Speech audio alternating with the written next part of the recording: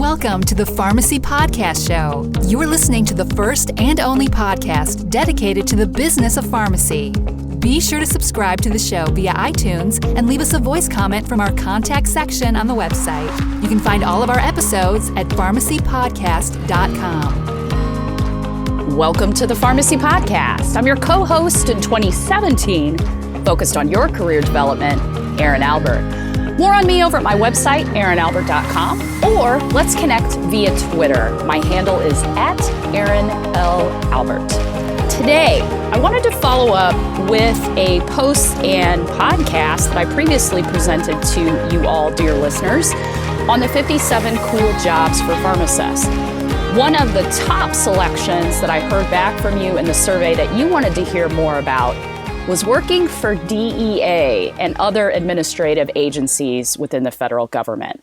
So I brought back to you today a guest that I think will do a phenomenal job in articulating what it's really like to work as a pharmacist at the DEA. Joseph T. Rannazzisi retired from DEA as the Deputy Assistant Administrator, Office of Diversion Control at the U.S. Drug Enforcement Administration. He began his career actually as a VA pharmacist for 18 months prior to joining DEA, but for the bulk of his career spent time in various roles at DEA. He was a diversion investigator, special agent in criminal investigations, worked as a coordinator in clandestine laboratories. He worked on the Homicide task force in Detroit. He had several other roles working his way through DEA. And he actually earned his BS degree in pharmacy from Butler University and a JD degree from the Detroit College of Law at Michigan State University. He is both a registered pharmacist in the state of Indiana and a member of the Michigan State Bar Association. So having that combination of pharmacy and law, I couldn't resist bringing him back to you to talk about working for an agency, specifically DEA. Give a listen, and thanks to Mr. Rannazzisi for being part of the Pharmacy Podcast. Today, our guest is Joseph Rannazzisi, formerly of DEA. Excited to have him with us. Joe, thank you for being part of the Pharmacy Podcast. Thank you for inviting me. So the first part of our discussion today is really going to focus on what I've been focused on for the past year and a half with the Pharmacy Podcast, and that's career development. A couple episodes ago, I talked about 57 different cool career paths for pharmacists. DEA is always one that I get questions on, and you are a pharmacist attorney, so I really want to first look at your career over the past several decades and talk about your own career path. So the first question I always love to ask our guests is, how did you get to where you are today in terms of your career path? Well, I started as a pharmacist. I was a hospital pharmacist at the Veterans Administration. And also I worked part-time at a hospital pharmacy in North Indianapolis. I always wanted to be in law enforcement, and I was actually going back, either going to Indianapolis Police Department or going back to New York and to be a New York City police officer when I decided to apply for DEA. And after 2 failed applications, my 3rd application, I was accepted into DEA. From there, it was just very hard work, approximately 32 years in federal service, and I'm now retired, but that's basically my career path. So why pharmacy school?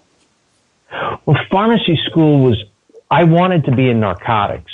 I knew I was going to be a police officer. It was either a police officer or a fireman, but I knew I wanted to be a police officer, and I was always intrigued by drug investigations, narcotics, plus the fact that, as most people do, we knew people that were somehow hurt, either taking narcotics or being hurt by somebody who was on some type of psychoactive substance.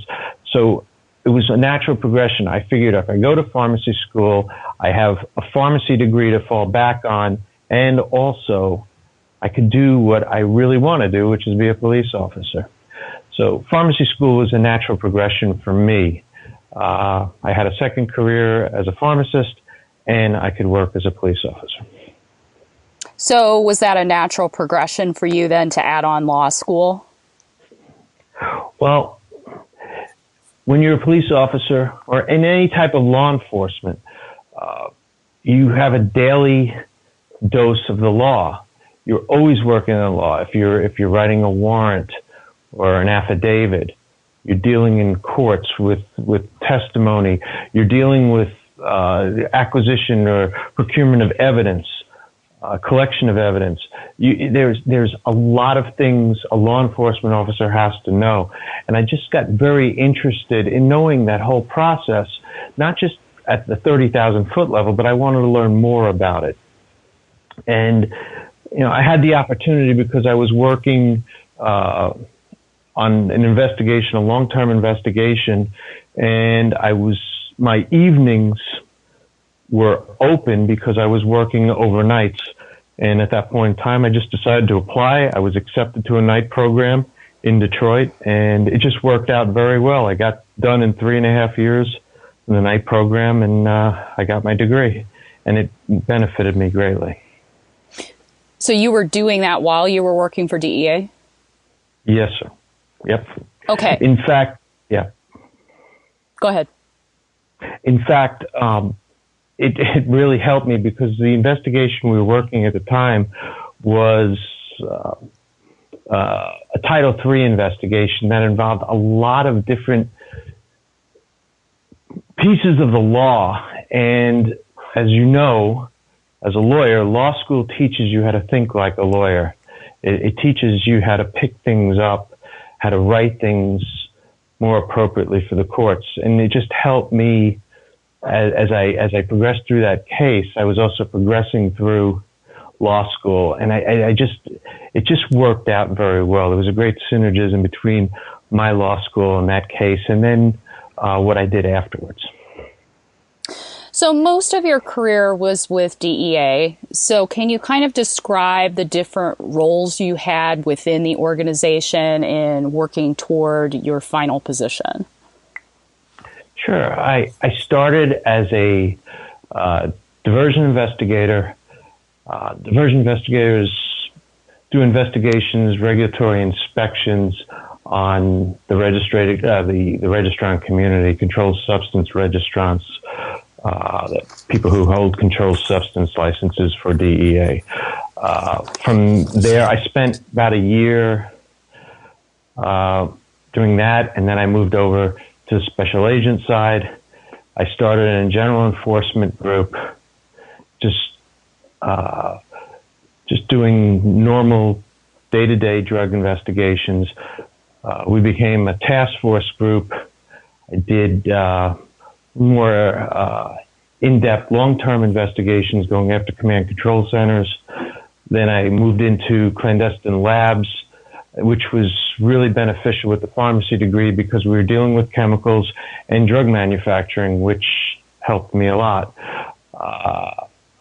Worked clandestine labs for the next few years until I became did long-term conspiracies, heroin and cocaine conspiracies, moved over and became a supervisor in Homicide Task Force, was a Homicide Task Force supervisor for 4 years, and then moved to headquarters where I was promoted to an ASAC.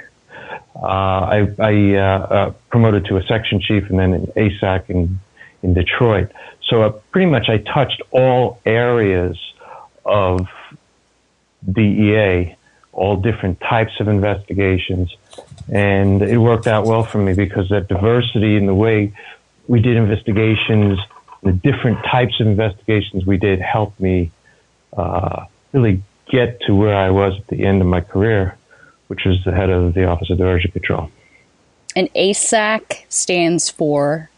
Assistant Special Agent in Charge. An Assistant Special Agent in Charge runs operations within his division in a DEA division. There's 21 DEA divisions in the United States.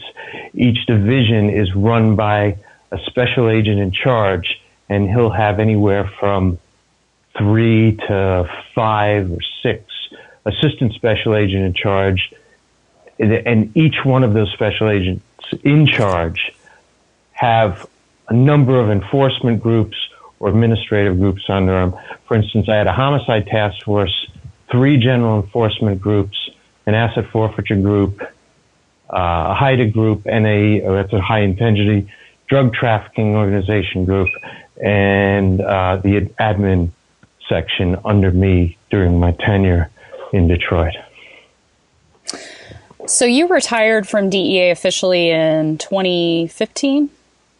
Yes, October 2015.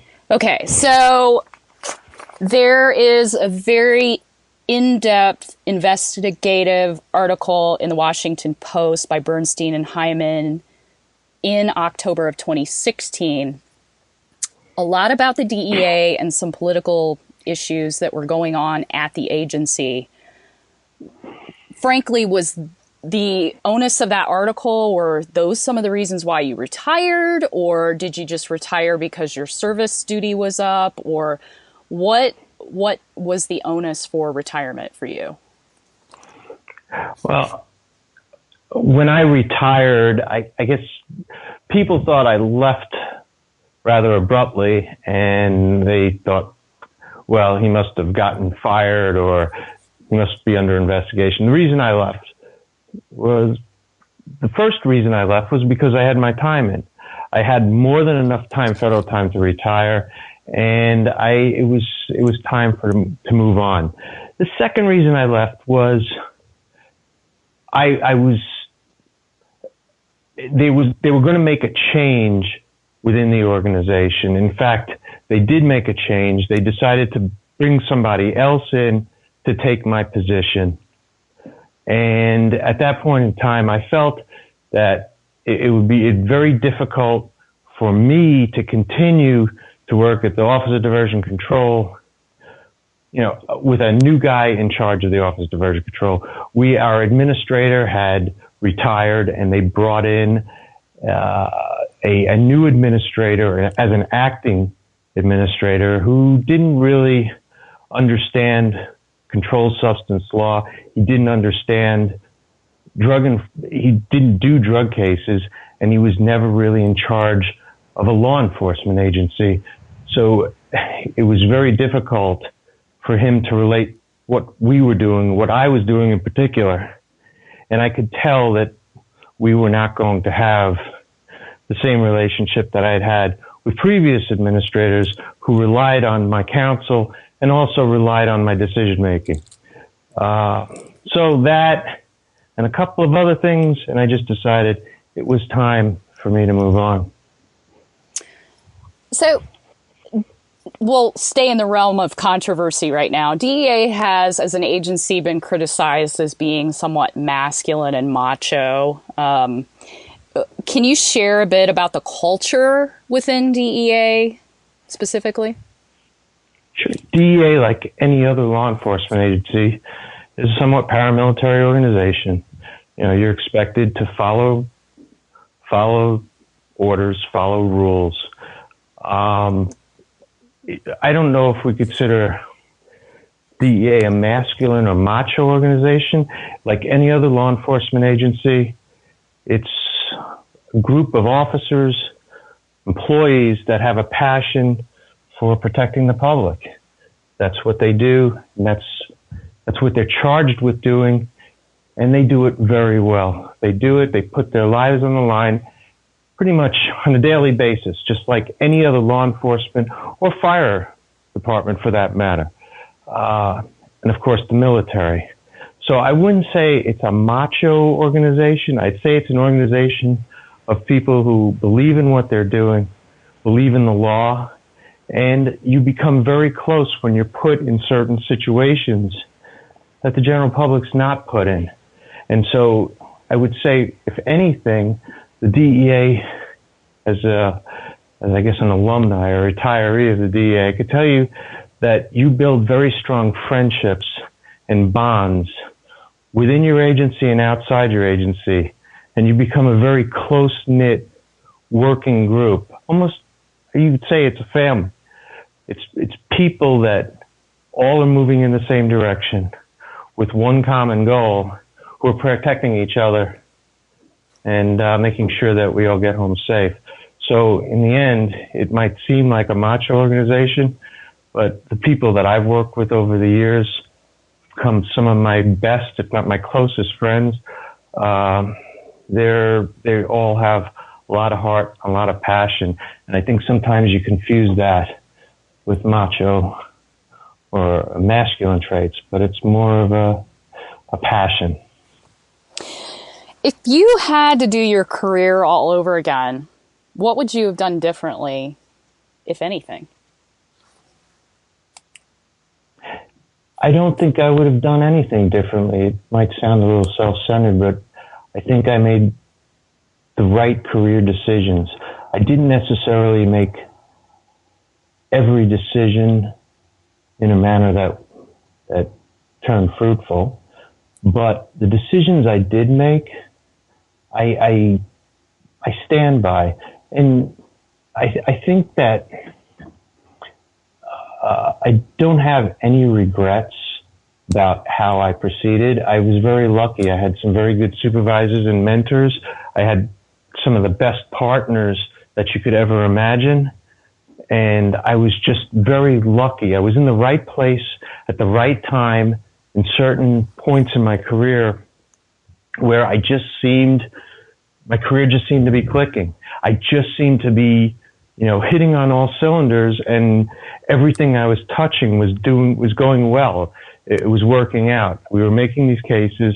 The partners I was working with were in the same zen that I was in, and we were just moving very well. I wouldn't change anything in my career because I would have to change who I worked with, and I don't ever want to change the people that I worked with because they were the finest, most upstanding people I've ever met.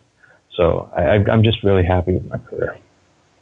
What was a typical day like for you at DEA? I know you held several different roles, but maybe in your final role, what was a typical day? I had, I'd come to work generally between 7:30, 8 o'clock in the morning.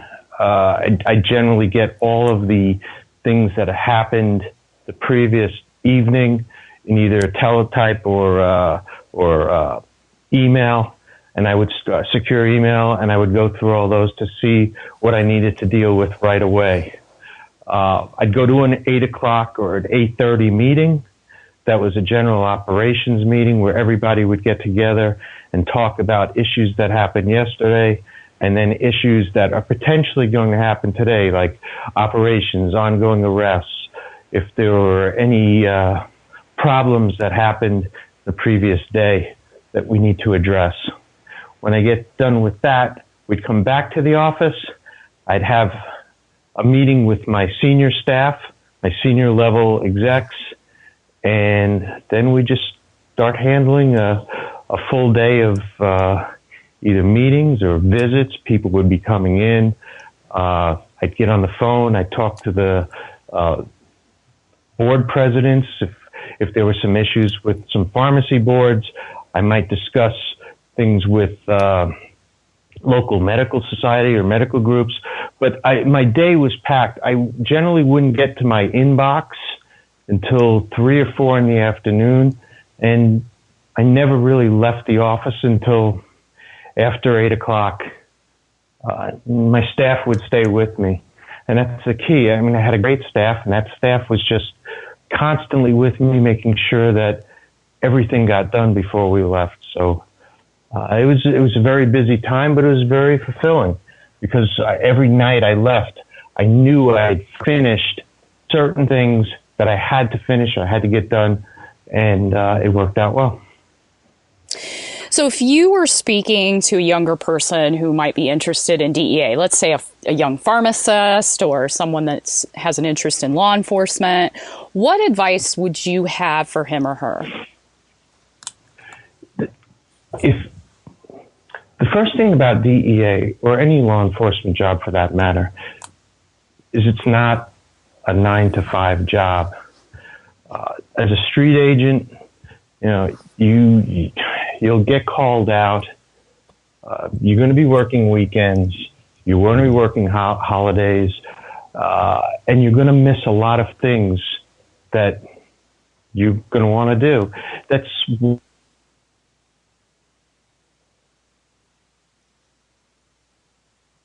passionate for the mission, but you also got to understand that you're going to be giving up some things, and you're not going to be making a lot of money. When I started, I was making about half of what a good chain pharmacist was working. Now, I caught up as I progressed through the ranks, but those first few years are what turn off a lot of young people out of pharmacy who want to go in. They've got a lot of bills, a lot of loans from pharmacy school, and now they're going to be taking a job that's not going to be paying nearly what a pharmacist will pay. And so you've just got to know what the job entails, and you've got to want to do the job. And if you don't want to do it, if you just think it's a job, then you're never going to do well at DEA. You need to understand that DEA is a culture, and it's a profession. It's something that you retire, and then everything else just becomes your job once you retire. But it's just a different thing. Also, they got to know that when they go to the academy, they got to be in shape.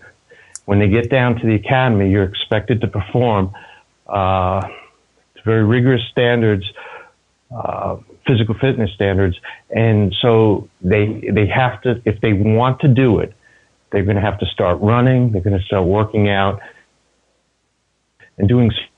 If you don't pass the physical skills test, you're not going to be a DEA agent.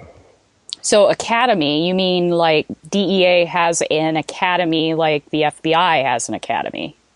Actually, the DEA Academy sits in Quantico, Virginia, where the FBI Academy sits. So DEA and FBI have separate academies.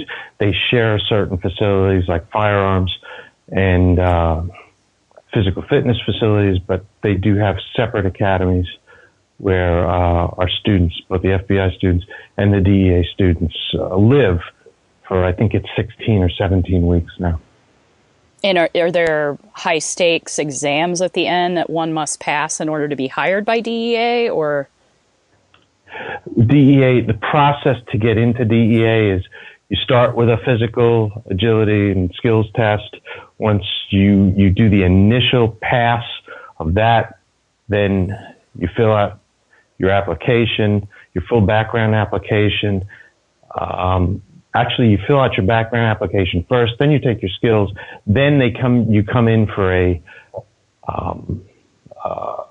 panel interview. The panel interview is done. You're rated and ranked based on your skills test and your panel interview. If you do well with that, then you move on.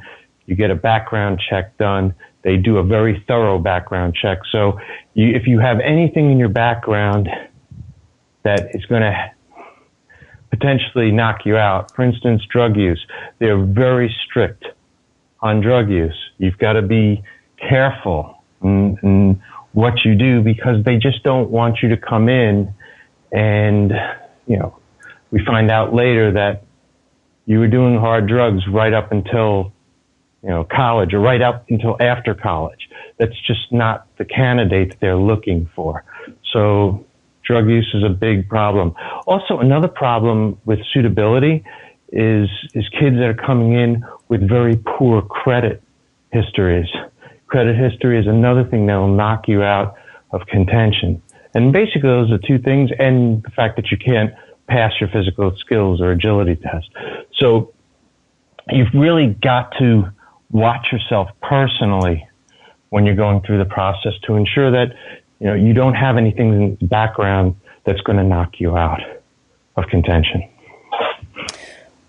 What was your favorite thing about working at DEA? I didn't know what was going to happen from day to day. It's not like a 9-to-5 job where you sit there and you're going to have to read reports, and I mean, later on, that's the way it is. But as an agent, you have no idea what's going to happen from day to day, or on the weekend, for that matter. I remember one time we had started the day, we were planning on doing a deal, and in Detroit, and a couple of things happened, and we ended up being 9.5 hours away in the Upper Peninsula of Michigan, dismantling a Klan lab, which had nothing to do with what we were doing that morning in Detroit. Another time we were working a case in a place called Macomb, Michigan, and we ended up driving clear into Texas, following a car, and that's just how it is. That's the nature of our business. So anybody who wants to be an agent's got to realize that every day is going to be different, and if it's not, then you're not doing the job appropriately, because there's just too many things going on, and you're going to be involved in way too many things. So where can people find you online, offline, to learn more? Well, I use LinkedIn, and I have a LinkedIn account, but I don't really put myself out there in any way to promote myself. Although I can tell you that LinkedIn is a great medium because a lot of people find me through LinkedIn. The other way is Google. It sounds kind of weird, but people who contact me generally say, I read something about you on Google, or I did a search on your name, and a bunch of things came up, and it's something we're doing research on, or it's something that I'm involved in a lawsuit or an investigation, and I noticed you were testifying or you did something related to that. Could you sit down and talk to us? So I tell you, the search engines and LinkedIn are very good ways for people to get in touch with you and get to know you. So, are you doing any consulting or expert witness testimony at this point, or are you completely 100% retired? No, I'm doing consulting. I'm doing consulting. I'm writing.